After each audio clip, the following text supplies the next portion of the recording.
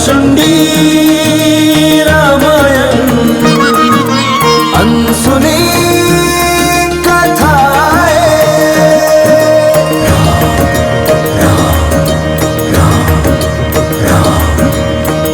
मंगल पावन सरस सुहावन काक भुशुंडी की रामायण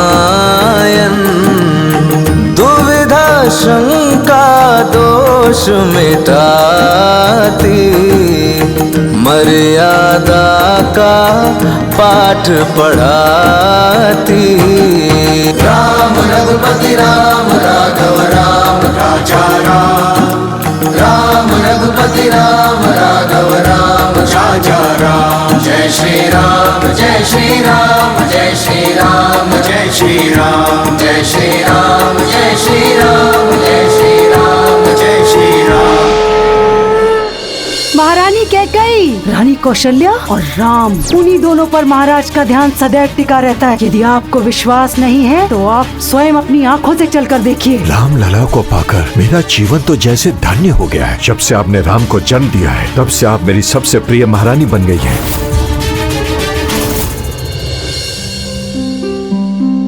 आइए,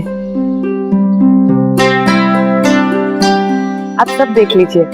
कल की अमावस्या के दान के लिए आप तीनों रानियों के लिए अलग अलग दान राशि, फल, मिठाइयाँ इत्यादि के तीनों ढेर समान रूप से तैयार है।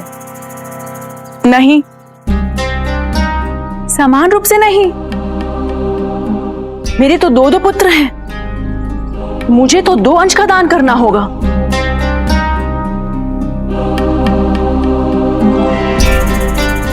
मेरा दान 2 गुना कीजिए, है ना कौशल्या दीदी? मैंने ठीक कहा ना महारानी कैकेयी?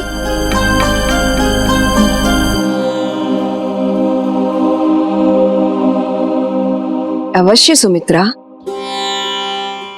किंतु तुम हमें महारानी कैकेयी क्यों कह रही हो? हम भी तो तुम्हारी दीदी हैं। किंतु आप महारानी अधिक हैं। महाराज की सबसे प्रिय जो ठहरी।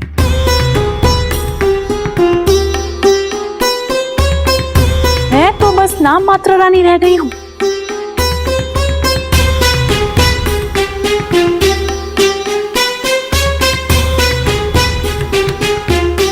बस धर्म कर्म करो, दान दक्षिणा तो यही काम रह गया है मेरे लिए।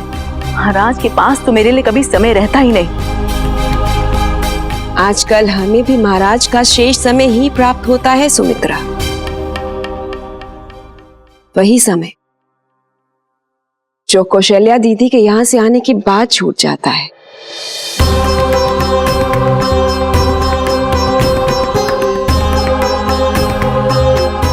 ये सत्य नहीं है कैकेयी, और ये तो तुम्हें भी ज्ञात है कि महाराज सबसे अधिक तुमसे प्रेम करते हैं।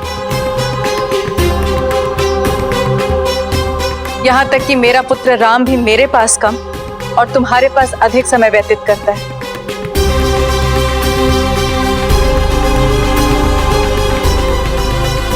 और मैं तो अयोध्या में मात्र ईश्वर पूजा के लिए हूं।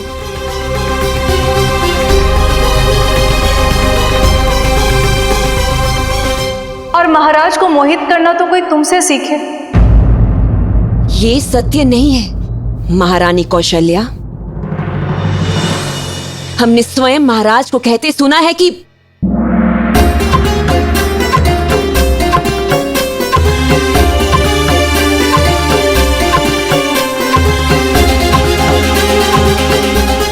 यदि आप दोनों को ऐसा लगता है कि महाराज और राम का जुड़ाव हमसे अधिक है और हमने उन दोनों को मोहित कर रखा है, तो आज से ना तो हम महाराज से मिलेंगे और ना ही हम राम को अपने पास बुलाएंगे।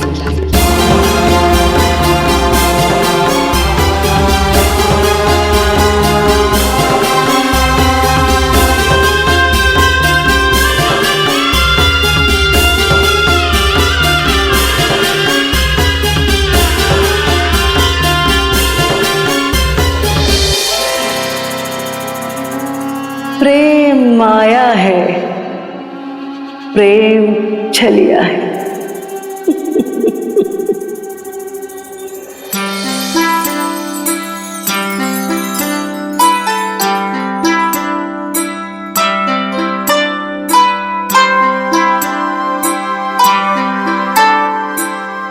रुको,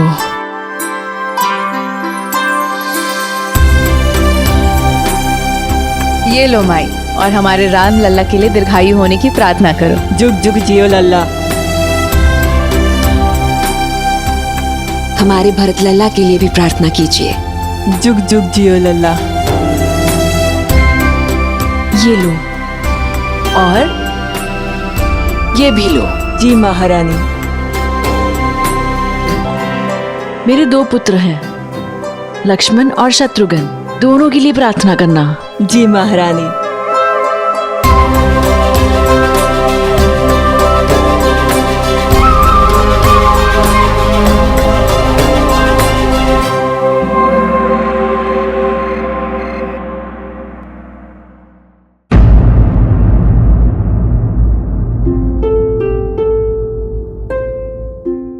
माँ, मात्र 1 थाल?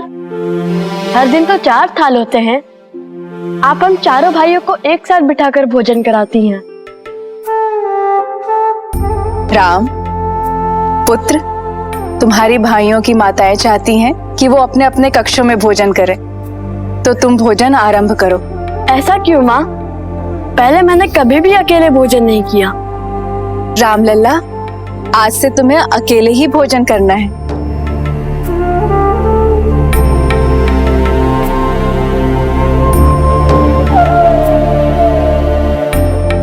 मैं अकेले भोजन कैसे करूँ माँ? राम भैया, लक्ष्मण और शत्रुघ्न के बिना कुछ खाने को मन नहीं करता। आप उन्हें भी बुला लो ना।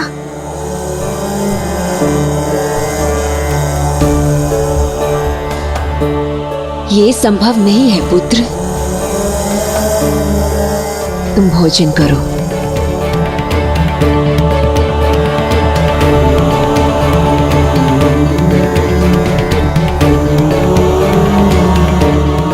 खाओ।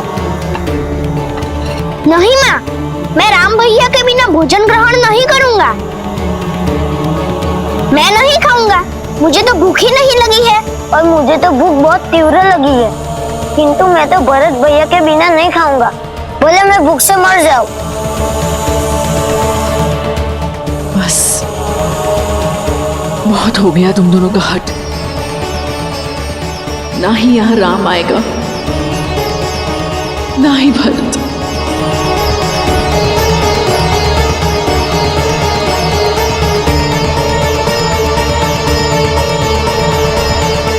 मौन होकर भोजन ग्रहण करो।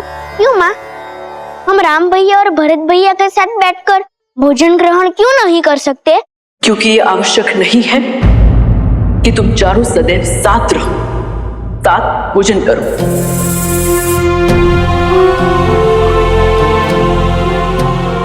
भोजन ग्रहण करो।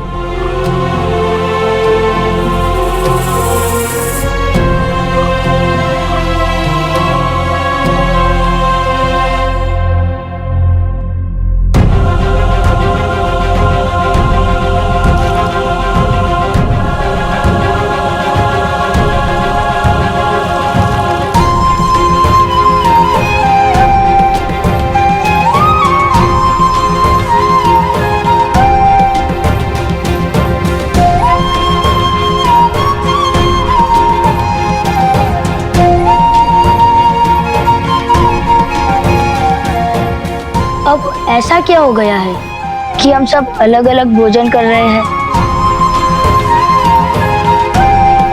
तुम उसके लिए बहुत छोटे हो पुत्र, तुम ये सब नहीं समझ पाओगे।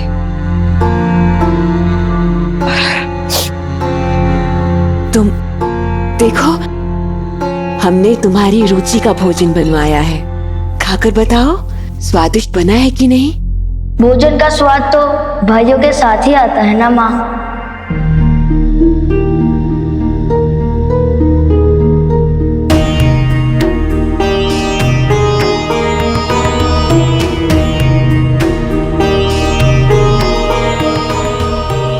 तुम्हारे जीवन में माँ का स्थान है या नहीं।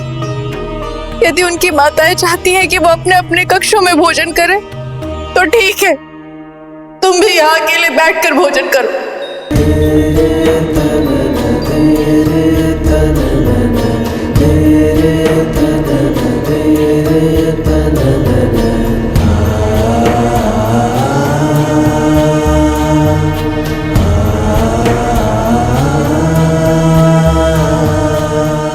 माँ, भोजन कराओ ना माँ।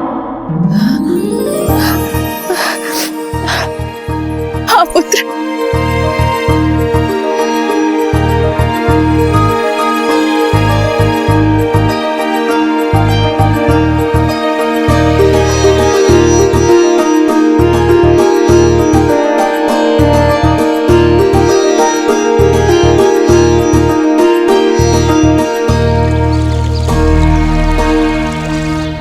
रामलला, आज से तुम्हें अकेले ही भोजन करना है। भोजन का स्वाद तो भाइयों के साथ ही आता है ना माँ। ये आवश्यक नहीं है कि तुम चारों सदस्य साथ।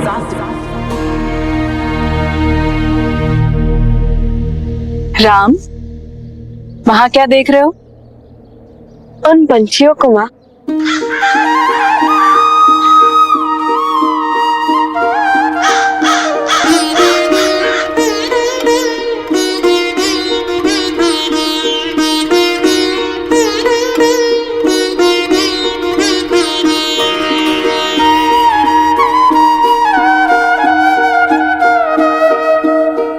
भरत,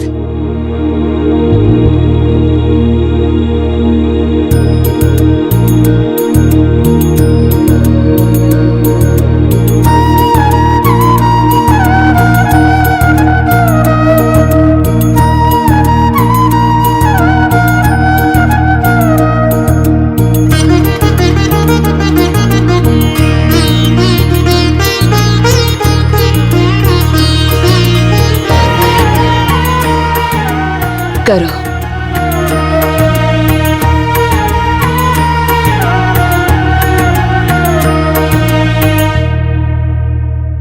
ये लो, ये फल खाओ। राम भैया, राम भैया, राम भैया, राम भैया। लक्ष्मण, शत्रुघ्न।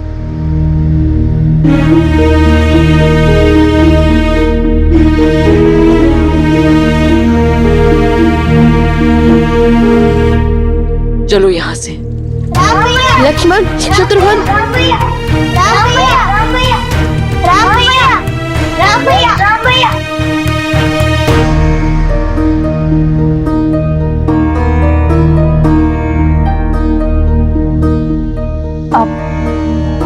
पुत्र बैठो, मैं तुम्हें फल देती हूँ। क्या लोगे?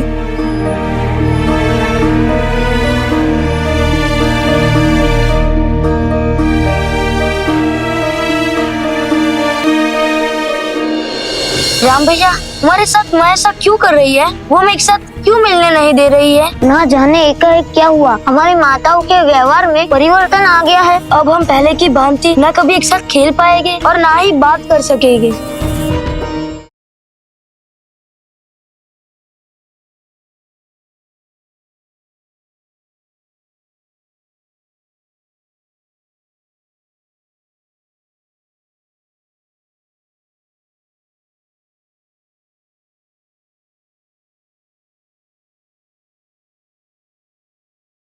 काकभुषुंडी रामायण अनसुनी कथाएं।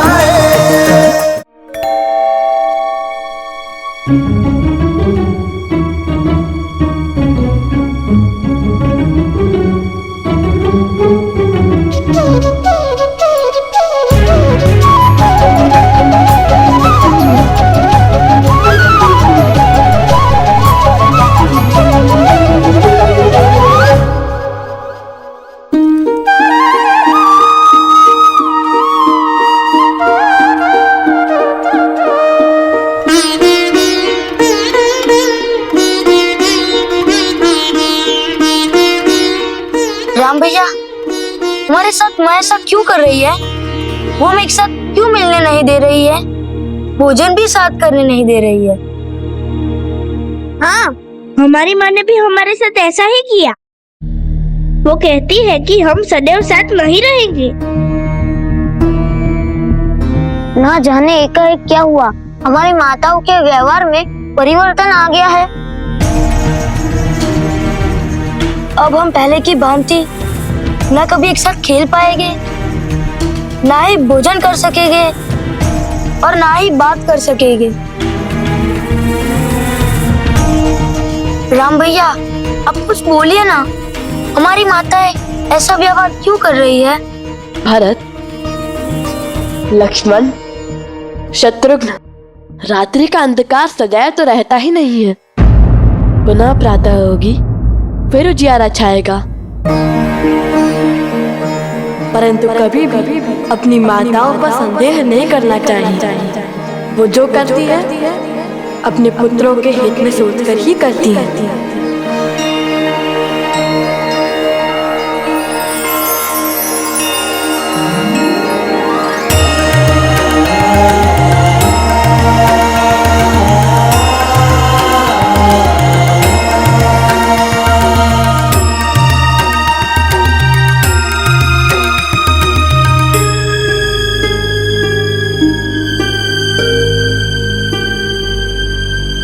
देवी कौशल्या, आपका सारा दिन पूजा पाठ में ही व्यतीत होता है। मेरा एक प्रश्न है आपसे। जी कहिए ना स्वामी।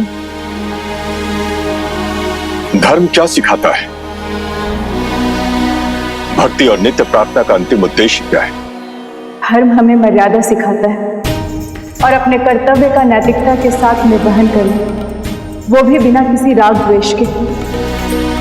भक्ति का अंतिम उद्देश्य है मन की शांति और सभी जीवों में ईश्वर को देखना।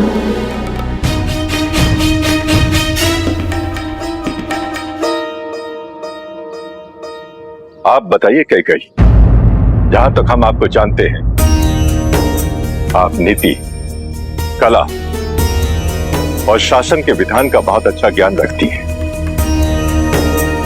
तो आप ये बताइए कि आपकी नीति शासन के संबंध में क्या कहती है?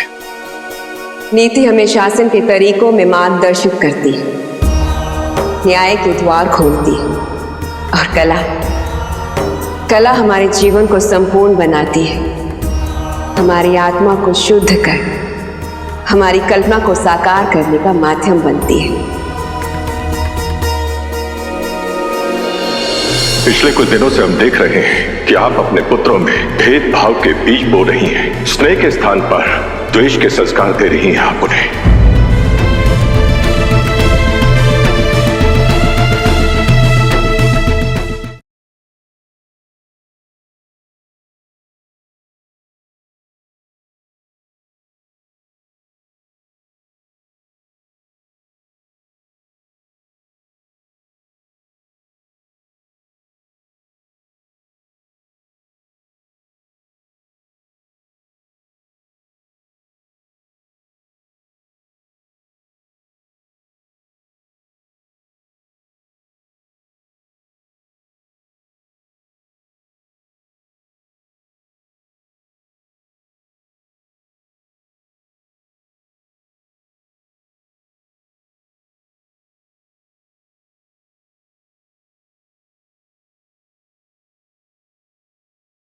काकभुषुंडी रामायण अनसुनी कथाएं।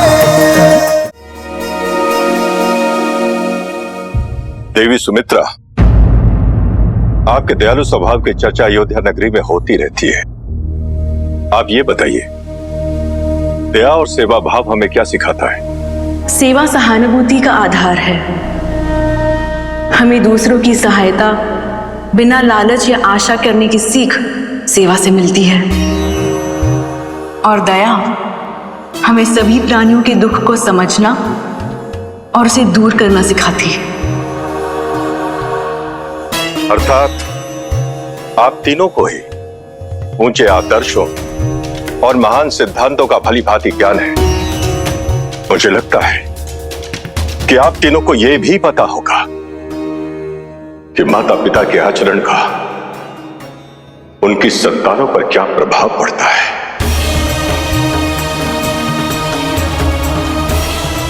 माता पिता जैसा आचरण करते हैं, उनके पुत्र या पुत्री भी उसी का अनुसरण करने का प्रयास करते हैं। कदाचित आप तीनों ही ये भूल गई हैं कि हमें संतानें कितनी कठिन संकल्पों के बाद प्राप्त हुई है।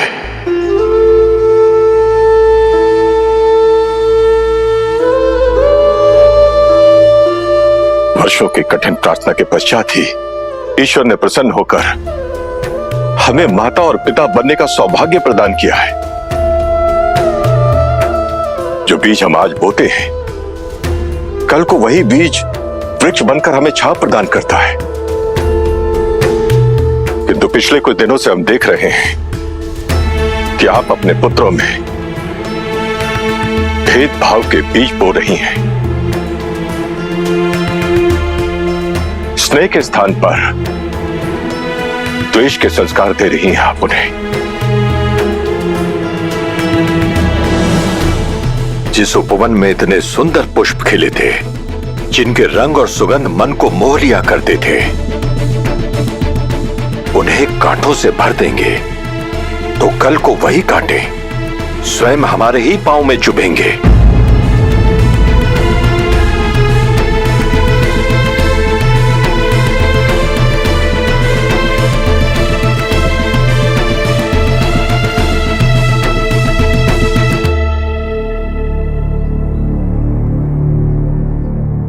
हमें क्षमा कर दीजिए स्वामी। हम अपने इच्छाओं और आकांक्षाओं के भ्रमजाल में फंसकर अंधे हो गए थे। क्षमा कर दीजिए। स्वार्थी हो गए थे, वहां के कर्तव्यों को भूल गए थे। किंतु महाराज, अब हमें अपनी भूल का आभास हो चुका है। हमें क्षमा कर दीजिए। आपने उचित समय पे हमें सचेत कर दिया है स्वामी। हमें क्षमा कर दीजिए। हमें क्षमा कर दीजिए महाराज।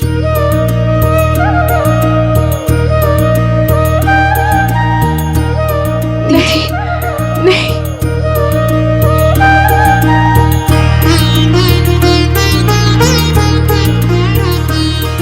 मुझे आप तीनों से यही आशा थी। मेरी इच्छा है कि आप तीनों साथ मिलकर अपने पुत्रों के स्वास्थ्य, कल्याण, दीर्घायु एवं समृद्धि के लिए षष्ठी का व्रत करें, छठ पूजन का आयोजन करें। अवश्य महाराज, अवश्य स्वामी, अवश्य। हमारे मन का मैल भी मिट जाएगा स्वामी।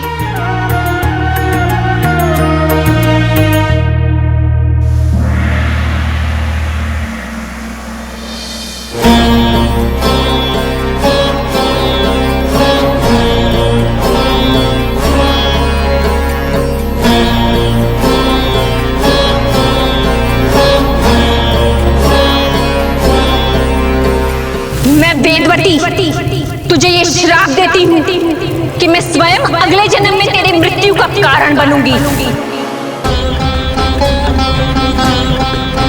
रावण, रक्त भरा कुंभ जहां भी रहेगा वो स्थान का विनाश हो जाएगा।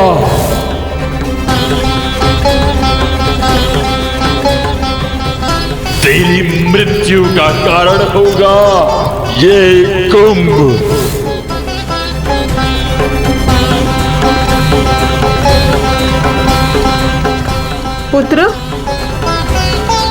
पुत्र रावण, किस विचार में खोए हुए हो पुत्र?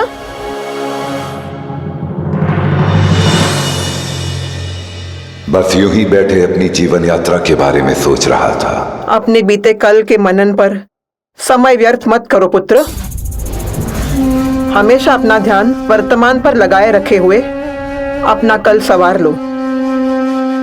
उचित कहा माते आपने, और मैं आपकी इस आज्ञा का सदैव पालन करूंगा। किंतु माते, आप अपनी साधना कक्ष से निकलकर यहां तक चली आई,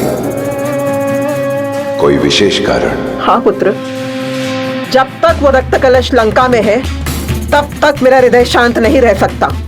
तुम्हारे नानाश्री ने जो परामर्श दिया है उसके अनुसार तुरंत उस रक्त कलश को लंका से दूर स्थापित कर दो। यदि मेरे वश में होता माते तो मैं कब का वो कलश अयोध्या में छोड़ आता, किंतु उस अनरण्य के श्राप के कारण मैं अयोध्या की भूमि में प्रवेश भी नहीं कर सकता।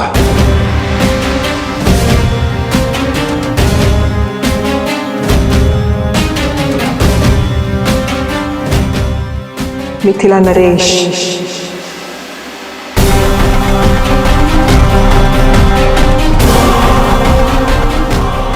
राज ऋषि जनक।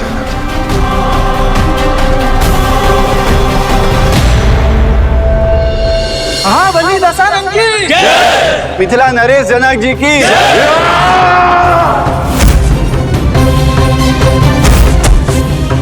युद्ध में पराजित हुए राजा के साथ जैसा व्यवहार किया जाता है, हमारे साथ भी वैसा ही व्यवहार किया जाए। हम आपको क्षमा करते हैं। नहीं, हमें क्षमादान नहीं चाहिए, मृत्यु दंड दीजिए हमें।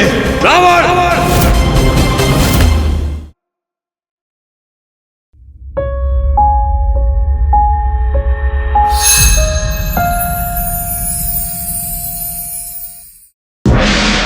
धरती और गगन में गूंजे श्री राम जय जय राम। सृष्टि के कण कण में गूंजे श्री राम जय राम। आदि यही है, अंत यही है, श्री राम जय जय राम। सीमित और अनंत यही है, श्री राम जय जय राम। यश कीर्ति धन सहज दिलाए, श्री राम जय जय राम। भव से नैया पार लगाए, श्री राम जय जय राम। भव से नैया